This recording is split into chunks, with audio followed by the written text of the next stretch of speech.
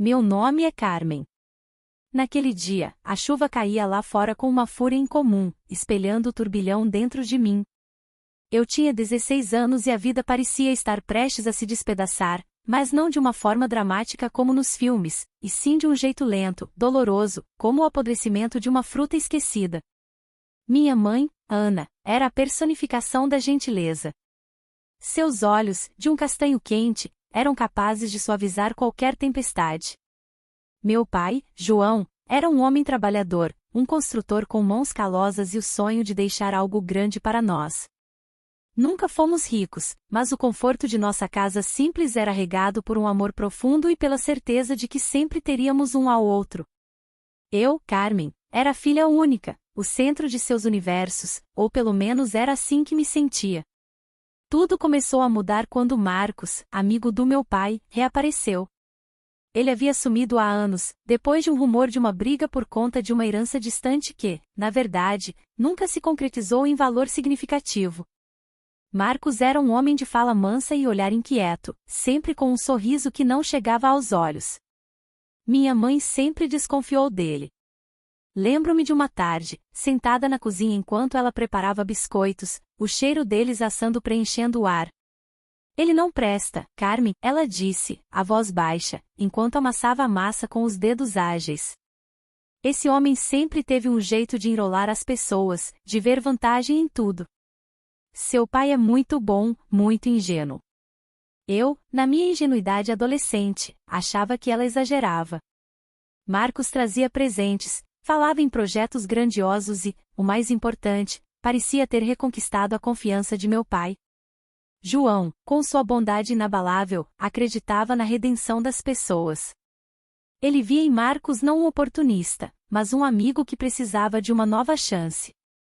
E essa nova chance veio na forma de um grande negócio.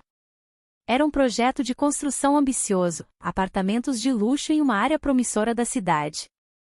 Marcos convenceu meu pai a investir todas as nossas economias, e mais, a pegar um empréstimo considerável no banco, usando nossa casa como garantia. Lembro-me da noite em que meu pai chegou em casa, os olhos brilhando com uma esperança quase infantil. Ana, Carmen, preparem-se. Nossas vidas vão mudar, ele exclamou, jogando a pasta sobre a mesa da sala. Marcos conseguiu o maior negócio das nossas vidas. Vamos construir um complexo residencial. É a chance de ouro. Minha mãe estava pálida. João, você tem certeza? É tanto dinheiro, e nossa casa? Não se preocupe, meu amor. Marcos é meu amigo, ele jamais nos prejudicaria. E o lucro será espetacular. Em poucos anos, estaremos vivendo em outro patamar. Eu, sentada no sofá, sentia um misto de empolgação e um pressentimento estranho, como se uma névoa fria estivesse se formando no horizonte.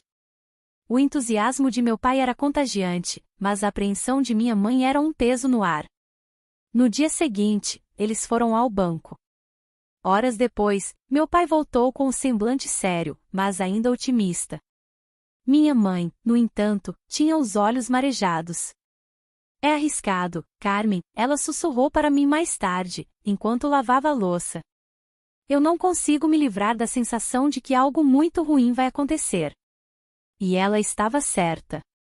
Os meses que se seguiram foram uma montanha-russa de emoções. No início, havia euforia. Meu pai passava horas no telefone com Marcos, discutindo plantas, materiais, prazos. A maquete do projeto, que ficava na sala, era o centro das atenções. Sonhávamos com o futuro, com viagens, com a segurança financeira que nunca tivemos. Mas a euforia começou a se desvanecer, lentamente, como a cor de uma fotografia antiga. As notícias de Marcos se tornaram mais esporádicas. As reuniões de meu pai com ele eram cada vez mais tensas. Lembro-me de ouvir fragmentos de conversas, palavras como atraso, problemas com licenças, mais investimentos. Meu pai, antes tão confiante, começou a perder o brilho nos olhos. Suas mãos, antes firmes, pareciam tremer levemente. Um dia, ele chegou em casa com um rosto mais pálido do que a cal da parede. Minha mãe correu para ele, o coração já apertado. O que aconteceu, João? Ela perguntou, a voz quase um sussurro. Ele se sentou pesadamente no sofá, a cabeça entre as mãos. O silêncio na sala era ensurdecedor, quebrado apenas pelo tic-tac do relógio antigo na parede. Eu observava, meu peito apertado, sentindo o ar rarear. O pressentimento da minha mãe, que antes era uma névoa, agora se materializava em uma nuvem escura, pronta para desabar sobre nós. Ele sumiu, meu pai finalmente disse, a voz embargada, quase inaudível. Marcos sumiu com todo o dinheiro. Minha mãe soltou um grito abafado, levando as mãos à boca. Eu senti como se o chão tivesse sido arrancado de debaixo dos meus pés. A maquete do projeto, tão cheia de promessas, parecia agora uma piada cruel. O sonho havia se transformado em um pesadelo, e o pesadelo estava apenas começando. A injustiça começava a se instalar em nossas vidas, e eu, Carmen, não sabia que aquele seria o início de uma longa jornada de dor, mas também de uma busca implacável por justiça e superação. O silêncio que se seguiu àquelas palavras de meu pai era o mais pesado que eu já havia experimentado. Não era um silêncio de paz, mas de destruição. Minha mãe, antes tão forte, agora parecia ter envelhecido 10 anos em um instante. As lágrimas escorriam silenciosamente pelo seu rosto, e ela balançava a cabeça, como se tentasse negar a realidade cruel que nos engolia. Meu pai, por sua vez, estava petrificado, seus olhos fixos em um ponto invisível à nossa frente, como se toda a sua vida tivesse sido esvaziada de repente. Eu me aproximei dele, tocando seu braço. Pai, tem certeza? Não pode ser. Minha voz soava estranha para mim mesma, como se viesse de longe. Ele ergueu o olhar para mim, e pela primeira vez, vi medo em seus olhos. Não apenas tristeza, mas um medo profundo e paralisante. Ele sumiu, Carmen. O escritório dele está vazio. Os telefones desligados. Ninguém sabe onde ele está. A voz dele era um sussurro rouco, um contraste gritante com o homem cheio de vida que eu conhecia. Os dias que se seguiram foram um borrão de desespero. Meu pai tentou de tudo. Ele foi à polícia, mas disseram que era um caso civil, um desacordo comercial, não um crime. Ele procurou advogados, mas todos diziam o mesmo, sem bens em nome de Marcos, sem provas concretas de fraude além dos documentos do contrato, seria uma batalha longa e cara. E o dinheiro, o pouco que nos restava, estava acabando rapidamente. Lembro-me de uma tarde cinzenta, o céu nublado parecia chorar conosco. Eu estava sentada na cozinha, tentando estudar, mas as palavras no livro flutuavam sem sentido. Minha mãe entrou, segurando uma pilha de contas. Sua expressão era de total exaustão. Não temos mais como pagar o empréstimo, Carmen, ela disse, a voz fraca. O banco nos deu um aviso. Se não pagarmos a próxima parcela, eles vão tomar a casa. Aquelas palavras me atingiram como um raio. A casa. Nosso lar, o lugar onde cresci, onde tínhamos tantas memórias. O coração começou a bater descompassadamente em meu peito. Mas, e o pai? Ele não pode fazer nada? Ela balançou a cabeça, os olhos marejados. Ele está devastado. Mal consegue sair da cama. Parece que toda a sua força se foi. E era verdade. Meu pai, que antes era o pilar da nossa família, estava se desfazendo diante dos meus olhos. Ele passava os dias em silêncio, sentado em sua poltrona, olhando para o nada. A culpa o estava consumindo, e a impotência o paralisava. Eu sentia um nó na garganta cada vez que o via daquele jeito. A raiva começava a borbulhar dentro de mim. Raiva de Marcos, por ter destruído nossa família. Raiva da injustiça, por não haver nada que pudéssemos fazer. A visita do oficial de justiça foi a gota d'água. Eu estava sozinha em casa, minha mãe havia saído para tentar vender algumas joias de família. A campainha tocou, e quando abri a porta, vi um homem sério, de terno, segurando uma pasta. Meu coração gelou. Senhorita Carmen Fernandes, ele perguntou, sua voz formal e desprovida de emoção. Sim, eu respondi, com a voz falha. Sou oficial de justiça. Tenho uma ordem de despejo para este endereço. O imóvel será leiloado em 30 dias, caso a dívida não seja quitada. Ele me entregou os papéis, e a cada palavra que lia, sentia o ar se esvair de meus pulmões. As letras dançavam diante dos meus olhos embaçados pelas lágrimas. Era o fim. Nossa casa, nosso lar, tudo o que conhecíamos, seria tirado de nós.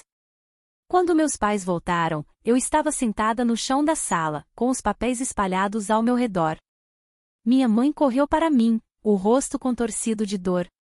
Meu pai parou na soleira da porta, seus ombros encurvados, como se carregasse o peso do mundo.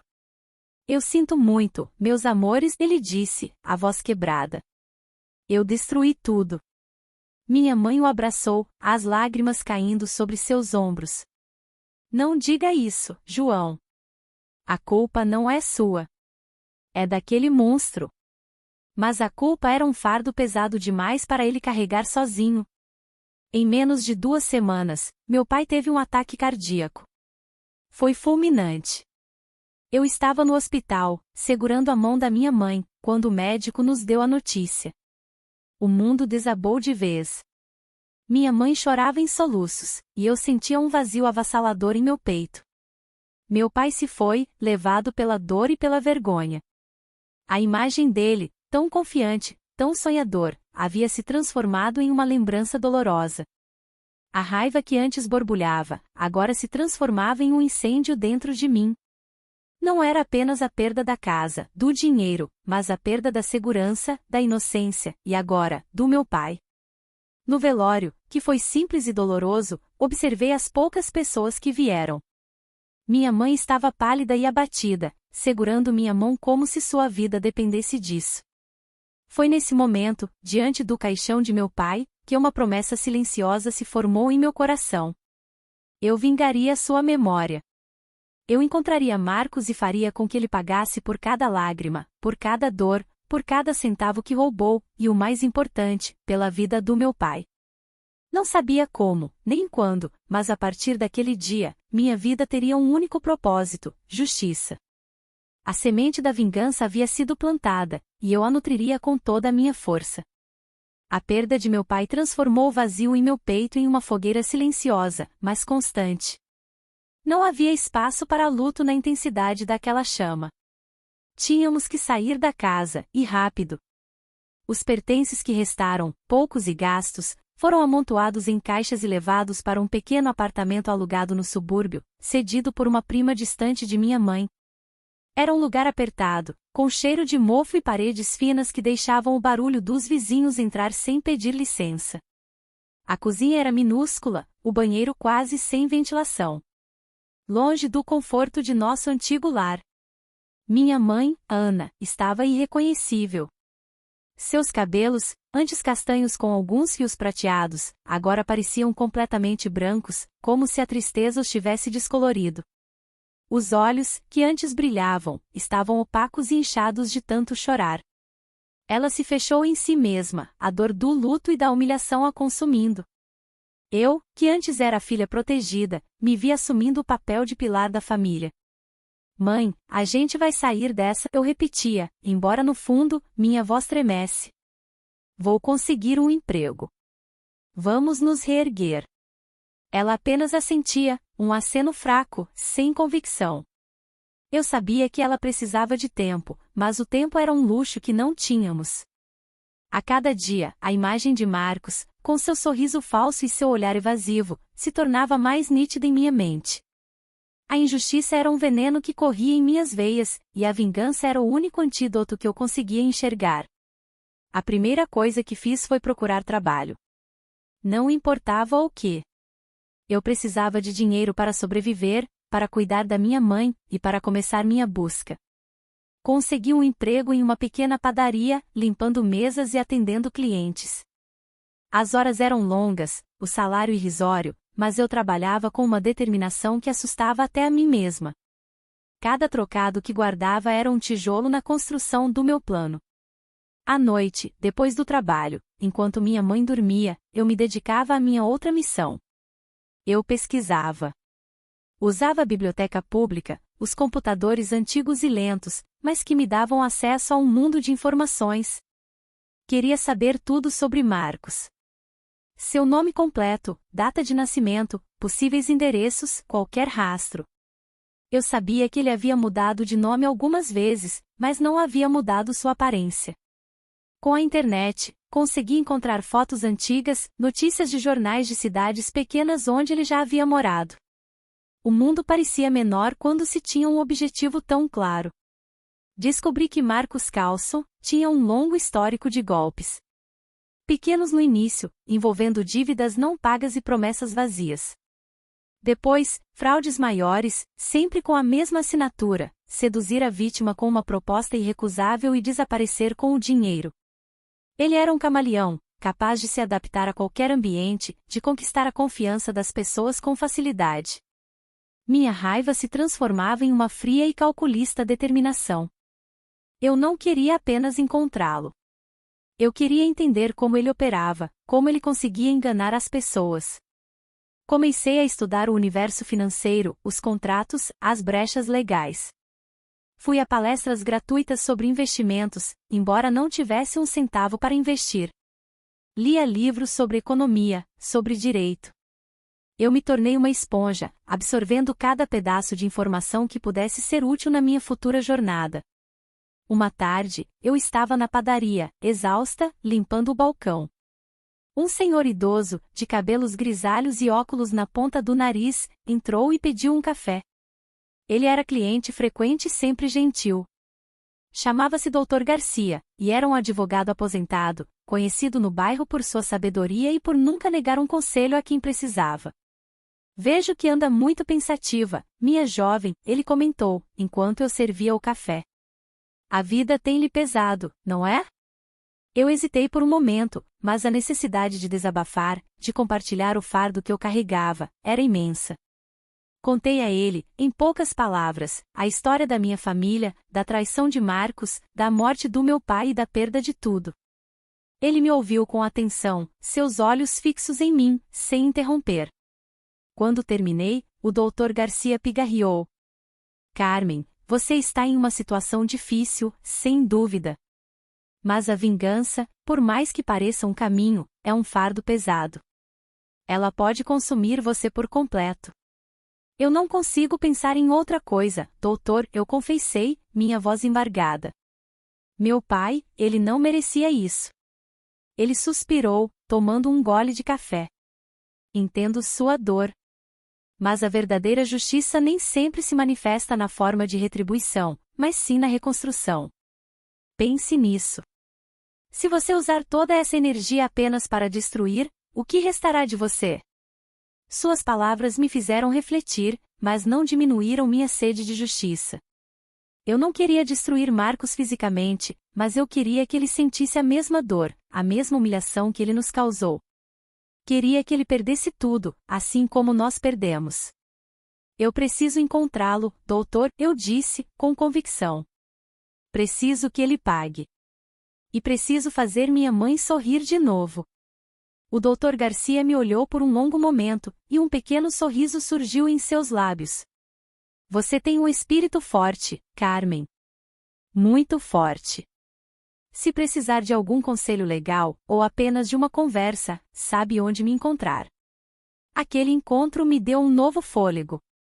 Não um desvio do meu objetivo, mas uma percepção de que a vingança, para ser completa, precisava ser inteligente, calculada, e não apenas movida pela fúria.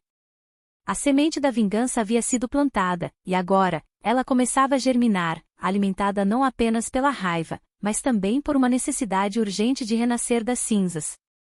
Eu sabia que o caminho seria longo e árduo, mas estava pronta para cada passo. Os anos se passaram.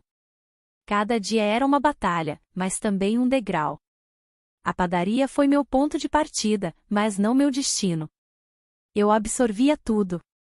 Aprendi a lidar com pessoas, a gerenciar pequenos estoques, a entender a dinâmica de um negócio, por menor que fosse. Minha mãe, lentamente, começou a reagir. A dor ainda estava lá, mas a vergonha diminuía à medida que me via lutar.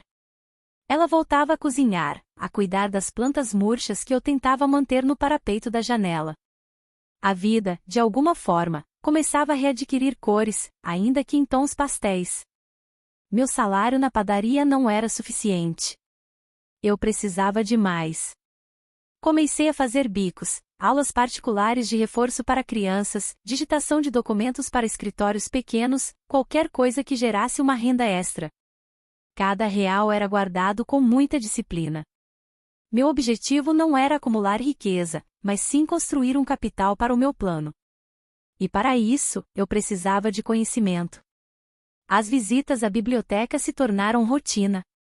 Não apenas livros sobre economia e direito, mas também sobre psicologia humana, sobre como identificar mentiras, sobre o comportamento de golpistas.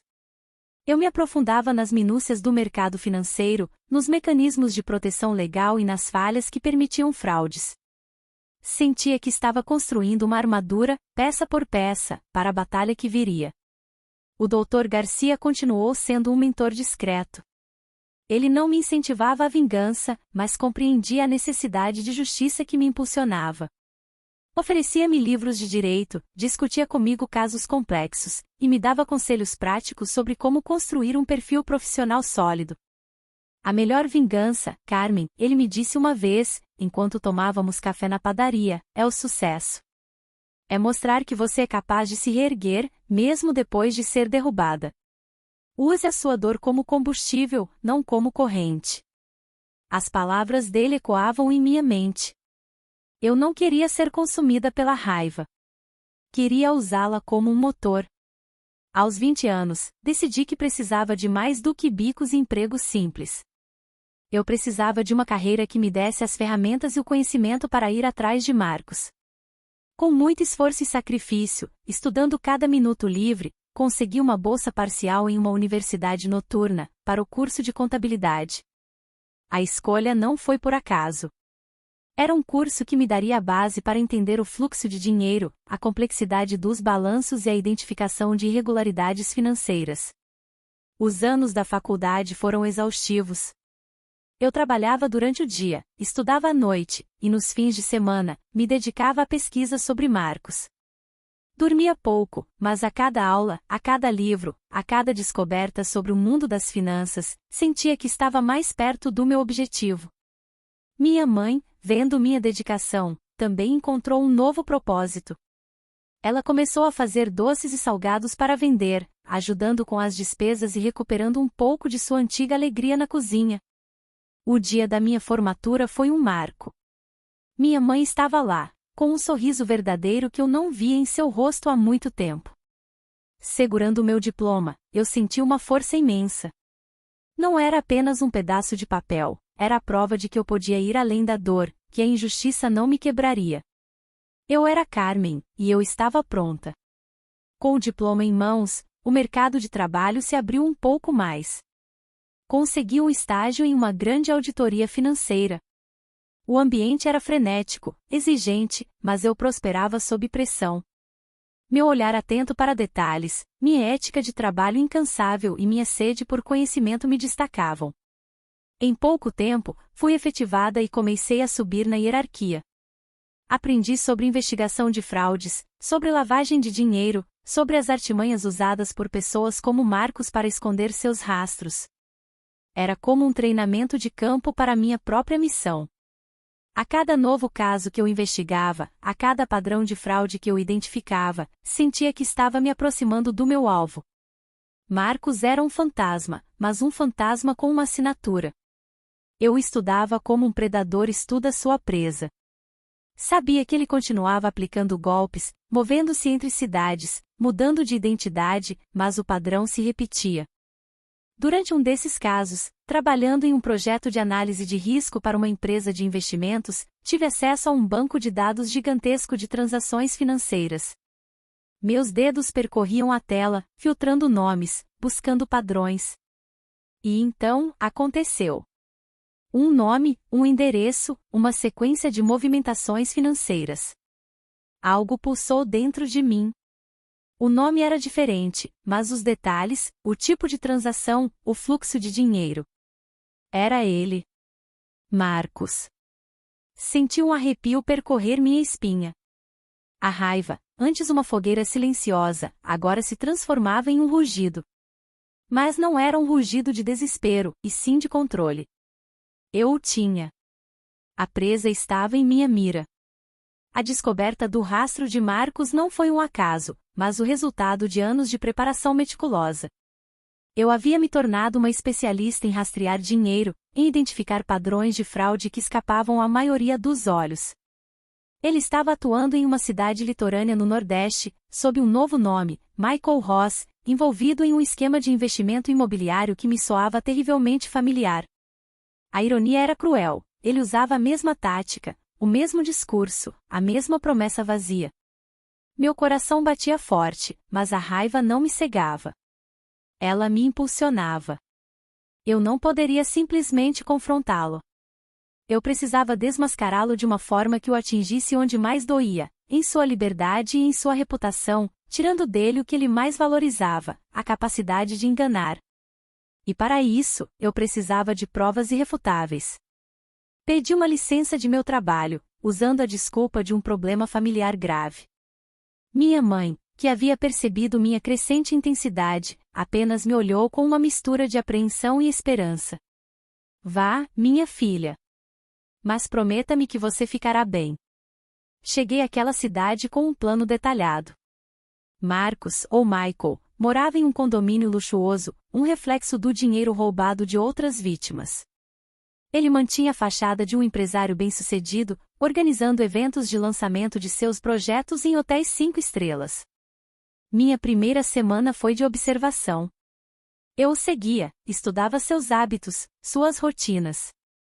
Ele tinha uma nova parceira, uma mulher elegante que parecia cega aos seus defeitos, e era rodeado por novos investidores ávidos por uma chance de enriquecer rápido.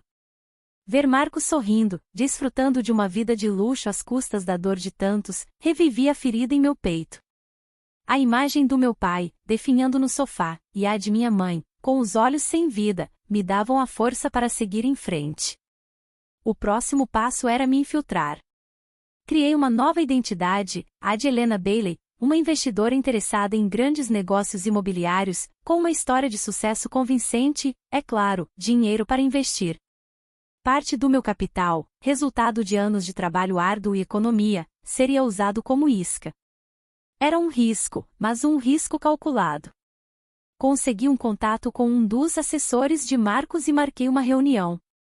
O encontro aconteceu em um café sofisticado, com vista para o mar. Marcos entrou na sala, seu sorriso charmoso, mas seus olhos, eu percebi, ainda inquietos. Ele não me reconheceu, o que era um alívio e uma arma. Senhorita Bailey, é um prazer, ele disse, estendendo a mão.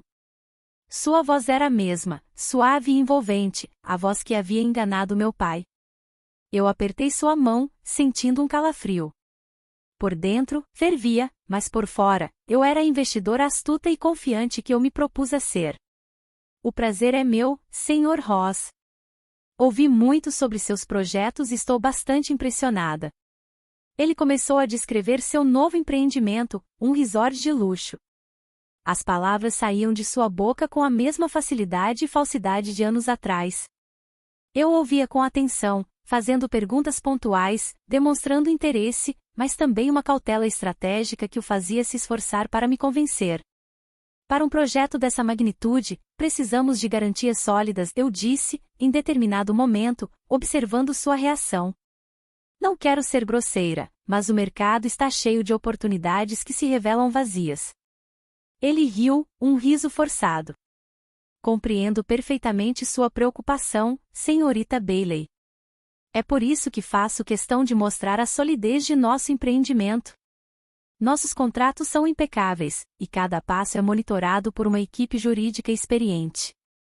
Minhas investigações já haviam me mostrado as falhas nos contratos, as cláusulas ocultas, as brechas legais que ele explorava para escapar. Eu o deixei falar, o deixei se vangloriar, e a cada palavra, sentia que ele cavava sua própria cova. A armadilha estava sendo montada. O ponto crucial veio quando ele me apresentou os documentos para o investimento inicial. Eu examinei cada página, cada linha, cada número. Encontrei o que procurava, as inconsistências, os desvios, as assinaturas falsas. Aquele projeto era uma réplica do golpe que destruiu minha família, apenas em maior escala. Estou convencida, eu disse, com um sorriso, meus olhos fixos nos dele. Mas antes de finalizarmos, gostaria de uma última verificação. Tenho um contador de confiança que gostaria de revisar estes documentos em meu escritório amanhã de manhã. Ele é bastante rigoroso. Ele hesitou por um segundo, seu sorriso vacilando. Não há problema, senhorita Bailey. A transparência é fundamental para nós. Eu sabia que ele esperava que eu me convencesse e que as verificações seriam uma formalidade. Mas ele não sabia que o contador de confiança era, na verdade, uma equipe de advogados e contadores forenses que eu havia contratado discretamente, munida com todas as provas que eu já tinha coletado. No dia seguinte, cheguei ao meu escritório alugado para a ocasião, acompanhada de 2 advogados e um perito contábil. Marcos chegou, acompanhado de seu assessor, com a mesma arrogância. Ele entrou na sala, e seu olhar se cruzou com o meu. Nesse instante, vi um lampejo de reconhecimento em seus olhos. Um pálido tom de choque começou a colorir seu rosto. Carmen, ele sussurrou, a voz falhando. O sorriso em meu rosto se alargou, mas agora era um sorriso de triunfo, não de disfarce. Marcos. Ou devo chamá-lo de Michael? Seu rosto ficou completamente pálido. Ele tentou se virar e sair, mas meus advogados, que estavam estrategicamente posicionados, bloquearam a saída. Não tão rápido, Marcos, eu disse, minha voz firme e clara. Você tem muito a responder. Não apenas pelos meus pais, mas por todas as outras vítimas que você arruinou. Ele estava encurralado. A injustiça havia sido paciente, mas agora, era a vez da vingança, fria, calculada e irreversível. O choque no rosto de Marcos era uma mistura de descrença e pânico. Seus olhos varreram a sala, procurando uma saída, um escape, mas não havia nenhum. Eu observei, com uma calma que eu mesma não sabia que possuía, enquanto meus advogados explicavam a situação em termos legais. Eles tinham em mãos a documentação que ele havia me entregado, as inconsistências que eu havia apontado, e uma pilha de provas da sua história de fraudes, compiladas por anos de minha pesquisa. O Sr. Ross, um dos advogados, começou, a voz polida e firme, está sendo acusado de fraude financeira, lavagem de dinheiro e estelionato. Temos provas robustas de que o esquema que o senhor está operando aqui é idêntico a outros golpes que o senhor aplicou em diversas cidades, sob diferentes identidades. Marcos tentou argumentar, a voz embargada. Isso é um engano. Eu não sei do que estão falando. Não é um engano, Marcos, eu intervim, dando um passo à frente. Seu nome é Marcos Calço. Você destruiu a vida da minha família, roubou nosso dinheiro, e causou a morte do meu pai. Eu sou Carmen. E eu não esqueci. Ele sabia que era o fim de sua farsa. Não demorou muito para que a polícia chegasse, acionada discretamente por meus advogados. Marcos foi algemado ali mesmo, diante de mim, e levado. Ver a arrogância desaparecer de seus olhos e dar lugar ao desespero foi uma sensação complexa. Não era uma alegria eufórica, mas uma profunda sensação de dever cumprido, de justiça sendo feita. A vingança, que havia sido um fogo consumidor, agora se transformava em uma brisa suave, levando consigo o peso que eu carregava. Voltei para casa e contei tudo à minha mãe. Ela me ouviu em silêncio, seus olhos fixos em mim, as lágrimas escorrendo pelo seu rosto marcado pelas lutas. Mas, desta vez, não eram lágrimas de tristeza. Eram de alívio, de uma paz que há muito tempo não sentíamos. Seu pai estaria orgulhoso de você, Carmen, ela sussurrou, me abraçando forte. Você fez o que era certo. Os meses seguintes foram dedicados a lidar com o processo legal. Com as provas que eu havia reunido e o testemunho de outras vítimas que surgiram após a prisão de Marcos, a condenação foi rápida e justa. Ele foi sentenciado a uma longa pena de prisão e obrigado a restituir os bens que pudessem ser rastreados, o que era pouco diante do que ele havia roubado ao longo dos anos, mas significativo em termos de princípio. Com o tempo, o apartamento alugado no subúrbio se tornou um lugar de novas memórias, não apenas de um recomeço forçado. Minha mãe, com a leveza no peito, recuperou sua alegria. Seus doces e salgados se tornaram famosos no bairro, e ela abriu uma pequena loja, cheia de cores e aromas. Eu, por minha vez, continuei minha carreira na auditoria. Minha experiência pessoal me deu uma visão única para investigar fraudes, e eu me tornei uma referência na área, ajudando outras vítimas a encontrarem justiça. A superação não veio da riqueza material, embora minha vida financeira tivesse se estabilizado. A verdadeira vitória foi ver minha mãe sorrir novamente, foi sentir a leveza da alma por ter cumprido minha promessa ao meu pai. A sombra de Marcos e da injustiça se dissipou, e em seu lugar, nasceu um futuro de esperança e propósito. A história da injustiça havia sido dolorosa, a da vingança, necessária, mas a da superação, essa era a mais bela de todas. Eu, Carmen, não era mais a menina assustada do galpão de ferramentas. Eu era a mulher que se reergueu das cinzas, mais forte, mais sábia e, finalmente, em paz. O que você achou da história de Carmen? Conte aqui nos comentários, vamos adorar ouvir. Se você gostou dessa história, por favor curta e compartilhe esse vídeo para que mais pessoas se sintam emocionadas e se inscrevam no canal para mais histórias tocantes.